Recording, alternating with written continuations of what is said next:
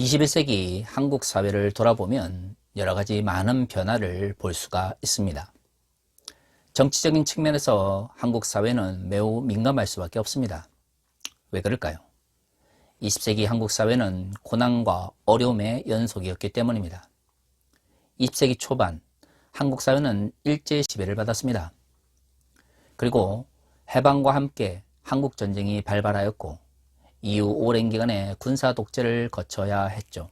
고난이 많은 사회, 여러 가지 많은 역경이 있는 사회에서 한국 사회의 구성원들은 정치적인 문제에 민감할 수밖에 없었습니다. 그렇기 때문에 그것이 한국 사회를 지금까지 이끌어 왔는지도 모릅니다. 많은 이들은 우리가 앞으로 어떻게 나아갈까에 대해서 고민을 합니다. 하지만 저는 여러 가지 크고 작은 발전과 퇴행 속에서도 한국 사회의 민주주의의 발전을 의심하지 않습니다. 왜냐하면 아직도 한국 사회 속에서는 여러 가지 역사적 퇴행과 어려움 가운데서도 그것을 이겨나가고자 하는 사람들의 의지가 남아있기 때문입니다. 저는 한국 교회가 이러한 한국 사회의 변화에 민감해야 된다고 생각을 합니다. 왜 그러냐면 어느 사회에서나 그 사회 속에서 교회가 감당해야 될 공적 역할이 있는 것이고요. 그 공적 책임을 제대로 감당하지 못할 때 교회는 그 사회 속에서 뿌리를 내릴 수가 없습니다. 교회사를 좀 살펴보면 고난 가운데 민중들이 처했을 때 교회가 그들과 함께 할 때 교회는 칭찬을 받고 발전을 하며 성장을 했지만 교회는 가진 자들과 기득권과 결탁할 때에 언제나 몰락의 길을 걸었습니다. 과거의 역사 속에서도 그랬고 21세기 한국 사회에서도 마찬가지입니다. 20대 대선이 끝나고 많은 이들이 한국교회의 미래에 대해서 고민을 하고 있습니다. 물론 한국교회의 몰락은 어제 오늘의 일이 아닙니다. 21세기 들어 특히 한국 사회에서 한국교회는 많은 멸시와 또한 불신을 받고 있습니다. 한국교회가 어려운 가운데 있는 사람들을 외면한 채 자신들의 기득권을 지키기 위해서 정치를 이용하고 사회적인 권력을 사용했기 때문입니다. 그렇습니다. 우리는 눈에 보이지 않는 하나님 또한 현실을 초월한 그 나라의 가치를 믿고 따라가는 사람들입니다. 하지만 언제나 교회는 그리스도인들의 삶과 행동을 통해서 그들의 가치를 증명하는 것입니다. 우리는 세상의 가치를 쫓아가지 않습니다. 그리고 예수와 함께 우리에게 주어진 하나님의 나라의 가치를 따르는 사람들입니다. 그것은 세상의 어떤 가치로도 담아낼 수가 없는 것이죠.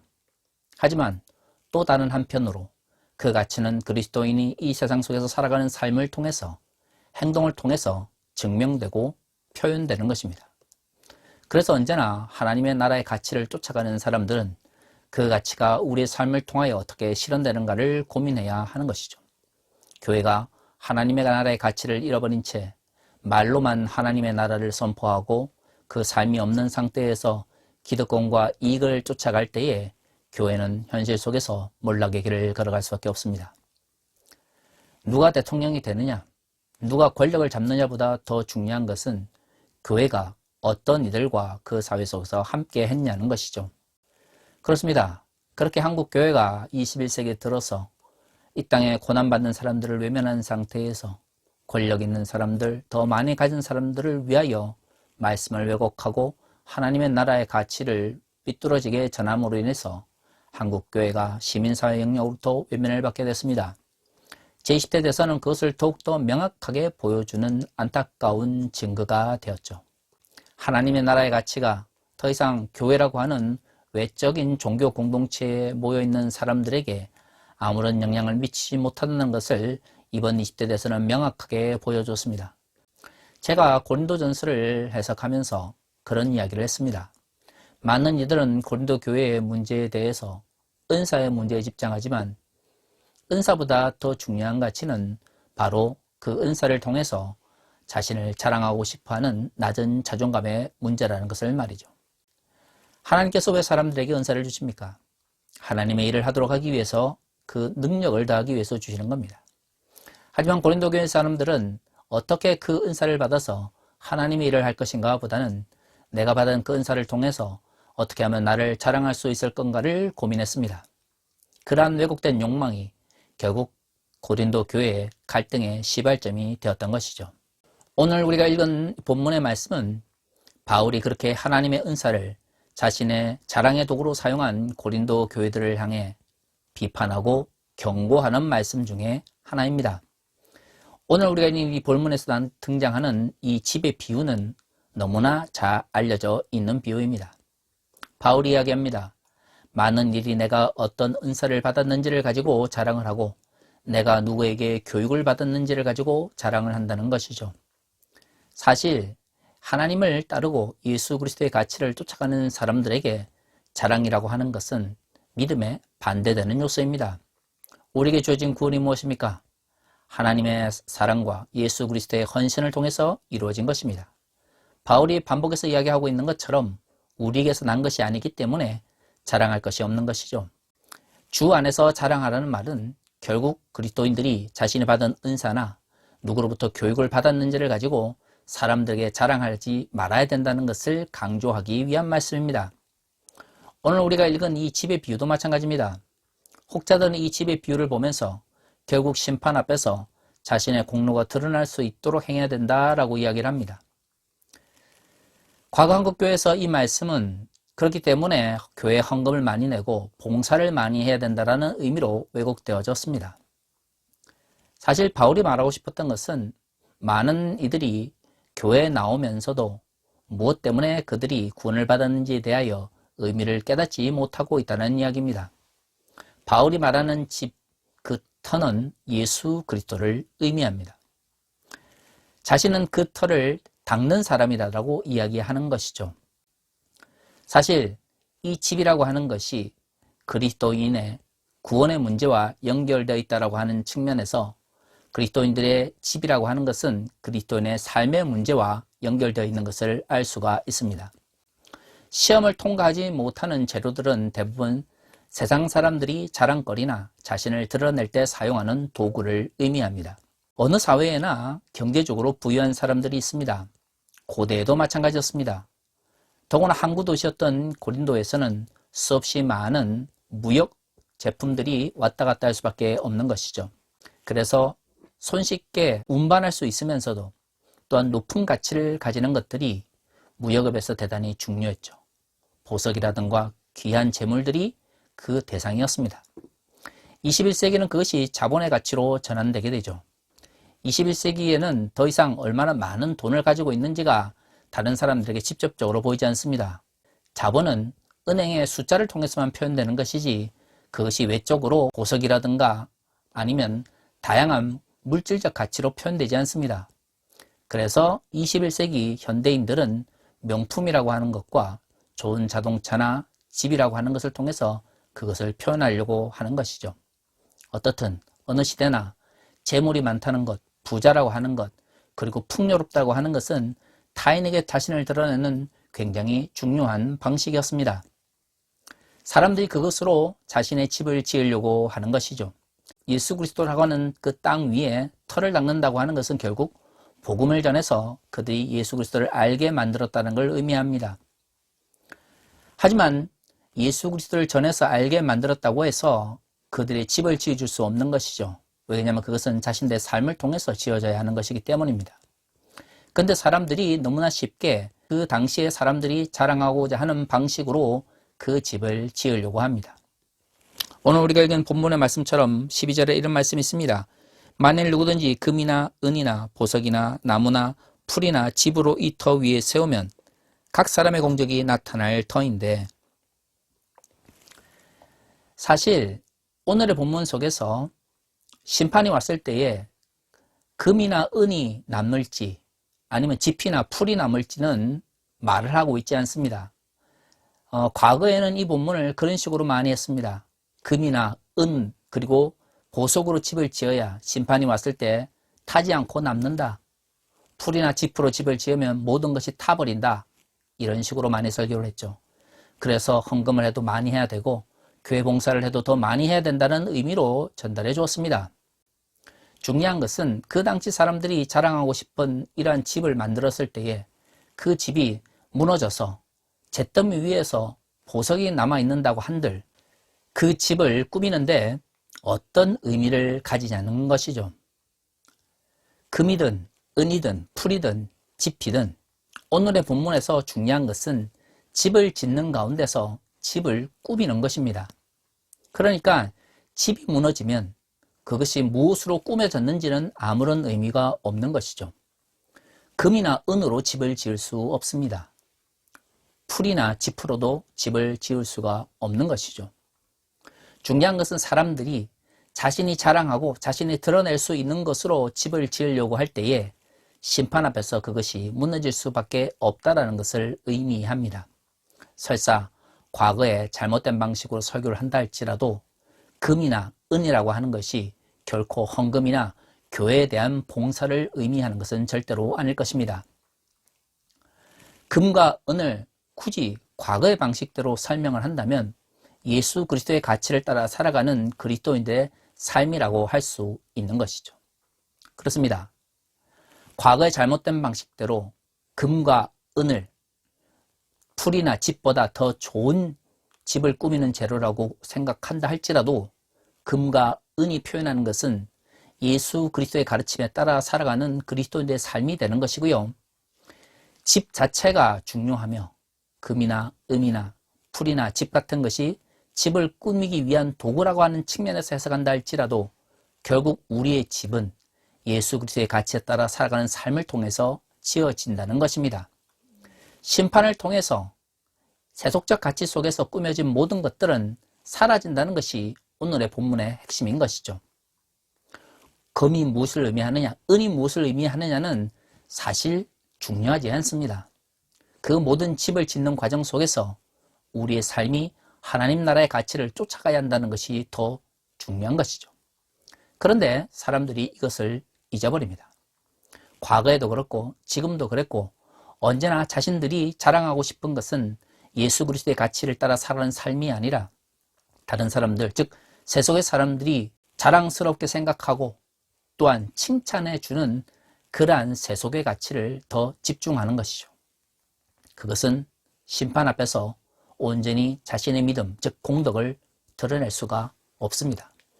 바울만큼 믿음을 통한 구원, 하나님의 은혜를 통한 구원을 강조한 사람이 어디 있습니까? 고린도전서에서 말하는 공덕이라고 하는 것은 그리스도인의 믿음 안에서 행해진 삶의 문제를 의미하는 것이죠.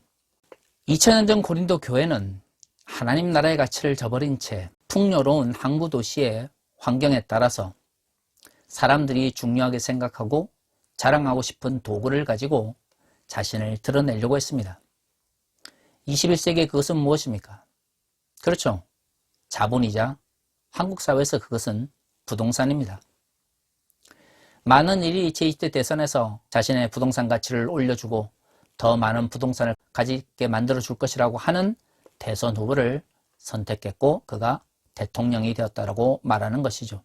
그렇습니다. 21세기 한국 사회에 있어서 가장 중요한 것은 부동산입니다. 그 부동산은 자본으로 전환되는 막대한 부의 가치를 의미하는 것이고 2000년 전에 그것은 금이나 은이나 보석과 같은 값진 가치를 가진 물건이었습니다. 한국교회는 과연 그러한 자본의 가치 앞에서 얼마만큼 저항하고 새로운 하나님의 나라의 가치를 선포했을까요? 오히려 그 잘못된 가치를 하나님의 이름으로 정당화하는 데 앞장섰습니다. 비레눔 딜타이가 해석학의 탄생이라고 하는 책에서 이런 말을 했습니다. 이해는 인식의 일반 개념의 범주에 속한다. 이때 넓은 의미에서 인식은 보편타당한 지식을 찾는 과정으로 파악된다. 비레눔 딜타이는 슐라이머의 해석학을 설명하는 과정 속에서 우리의 이해라고 하는 것이 그냥 듣고 보는 대로 이루어지는 것이 아니라 끊임없이 그것을 올바르게 바라보기 위하여 노력하는 가운데서 이루어지는 것이라고 이야기를 합니다. 해석학을 이해 기술로 전하는 사람이 슐라이머입니다. 우리가 뭔가를 바라보고 뭔가의 가치를 제공할 때에 우리는 그것을 막연히 이해하고 있다고 생각을 하지만 실제로 우리가 그것을 올바르게 해석하지 않으면 우리는 그것을 이해하고 있지 않은 것입니다. 딜타이는 이해라고 하는 것이 끊임없이 보편적 지식을 찾아가는 과정이라고 했습니다. 물론 21세기 포스트 모던의 시대 속에서 보편 타당한 지식이라는 게 얼마만큼 의미가 있는지는 생각해 보아야겠지만 한 가지 확실한 것은 우리가 세상을 바라보고 이해한다고 할 때에 노력하지 않고 저절로 되는 것은 아무것도 없다는 것입니다. 그리스도인들도 마찬가지입니다. 성경의 말씀을 읽는다고 하지만 내가 그 말씀을 좀 더 자세히 그리고 바르게 깨닫기 위해 끊임없이 노력하지 않고 내가 읽고 싶은 대로 성경을 읽어 나가기만 하면 나의 기존의 왜곡된 가치 속에서 왜곡된 의미가 성경을 통하여 나에게 전달될 수밖에 없습니다. 또한 한국교회에서 많은 그리스도인들은 세속의 가치와 하나님의 나라의 가치를 혼돈하면서 살아갑니다. 왜 그럴까요? 내가 세속의 가치에 영향을 받는 연약한 존재라는 것을 인정하지 못하기 때문입니다. 내가 하나님을 믿고 내가 세상을 바라보고 내가 생각하는 모든 것들은 하나님 보시기에 아름답다라고 하는 착각 속에서 내가 자본의 가치에 세속의 물질적 가치에 물들어 있다는 것을 인정하지 못하는 상태에서 하나님의 뜻이 뭔지를 생각을 하면 결국 모든 결론은 자본의 가치와 물질적 가치에 의해서 형성될 수밖에 없는 것이죠. 그래서 끊임없이 나 자신을 돌아보고 성찰하는 과정이 필요합니다. 교회를 아무리 열심히 다니고 오래 다녀도 중요한 것은 내가 이 사회를 올바르게 바라보고 있는지, 내가 세상의 잘못된 주류적 가치 속에서 왜곡된 인식을 가지고 있지 않는지를 돌아보는 노력들이 필요한 것이죠. 그런 노력들이 없기 때문에 한국교회가 끊임없이 가진 사람들을 위해서 하나님의 말씀을 왜곡하고 자신들의 기득권을 지키기 위해서 정치 권력을 이용하려고 하는 그런 행동으로 나타나는 것이죠. 그렇습니다. 아무리 좋은 말을 한다 할지라도 우리의 행동이 그것을 증명하지 못한다면 우리의 믿음은 우리를 통해서 나타날 수 없습니다. 아무리 은사가 드러나고 아무리 좋은 사람으로부터 교육을 받아도 결국엔 하나님의 은사나 자신들이 복음을 전해받은 그 선생님들 모두가 왜곡된 자신의 자존감을 높이기 위한 자랑의 도구로 사용되어진 것처럼 고린도 교회가 그랬던 것처럼 21세기 한국 교회도 그러한 길을 걸어가고 있지 않은지 돌아봐야 합니다. 그렇다면 우리는 무엇을 해야 될까요? 그렇습니다. 역사의 태행이 눈에 보이는 현실 속에서 우리는 왜곡된 세속의 가치 속에서 하나님의 나라의 가치를 잃어버리지 않은지를 돌아봐야 됩니다. 그리고 하나님의 나라의 가치를 올바르게 정립하여 세속의 잘못된 가치와 정치 영향력에서의 왜곡에 대하여 비판하며 그것을 막기 위해서 실천할 수 있는 삶이 있어야 하는 것이죠. 저는 하나님 나라의 가치에 대한 올바른 인식과 공적 영역에서의 그리스도인의 인식이 결코 분리되어 있지 않다고 생각을 합니다. 내가 세속의 가치와 자본의 가치로서 자유롭지 못하면 나의 공적 영역에서의 행동 역시도 그 가치를 따라갈 수밖에 없습니다. 그렇기 때문에 끊임없이 그리스도인들은 나의 믿음이 혹시 하나님의 나라의 가치를 왜곡하고 있지 않은지 끊임없이 돌아봐야 하는 것이고, 그러한 믿음을 기반으로 우리가 정치 영역 속에서 어떻게 하면 하나님의 나라의 가치를 실현할 수 있는지를 고민해야 하는 것이죠. 많은 이들이 현재 어려움을 겪고 또한 절망에 빠져 있는 모습을 봅니다. 사람이 큰 충격을 받으면 때로는 슬픔과 눈물밖에는 위로할 수 없는 때가 있습니다.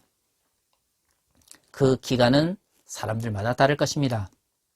하지만 그 기간이 끝나고 다시금 불현이 일어서야 할 때가 다가온다면 우리의 왜곡된 가치를 돌아보며 그것을 바로잡고 이제 우리의 삶을 통해서 어떻게 하면 하나님의 나라의 가치를 실현할 수 있는지를 고민해야 합니다.